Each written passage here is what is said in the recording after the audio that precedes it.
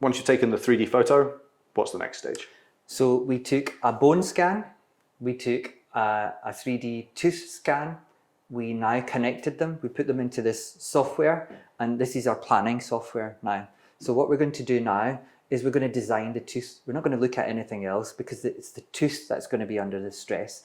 The client's coming for a tooth, they're not coming for an implant. So we've got to make sure that the shape of that tooth is in relation to everything else, and also that the forces are optimal on that tooth so that the bite's really going to work. Once we know that position, so you can see that we have designed a tooth here. You can see that in 3D there.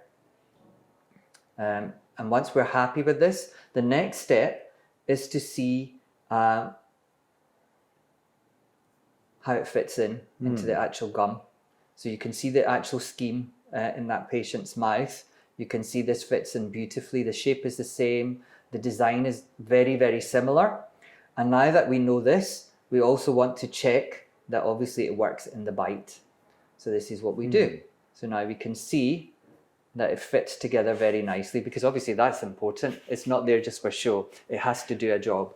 So it's now that we know that that positioning is perfect and this is what's going to work really well in the mouth, the next step is to see where we need to put the implant in relation to that. And so that's us placing the implant. So you remember that we had 3 different screens that we were looking at. So we were looking at the depth, we were looking at the height, we were looking at the width.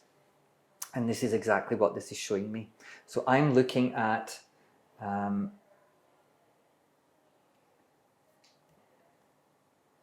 I want my stress, highest stress through the center of the tooth, because that's where it's going to be the strongest. So if I can achieve that, then I know that this is going to last much longer. And so once I've done that, I place my implant, and now I can actually see where I've placed my implant in relation to where the bone is. I also know that there's a blood vessel there, so I can see that exactly. And I know that I'm a very safe distance from that. So now what would have happened is I would have just gone and done this. I would have taken measurements and I would have done this freehand. But with this software, we can do it much, much more accurately. So even with somebody as experienced as myself, there would still be an error in some cases of could be 5-10% because we're eyeballing it. But with this, the error is 0.1%. So now I'm going to show you how this now goes into live surgery.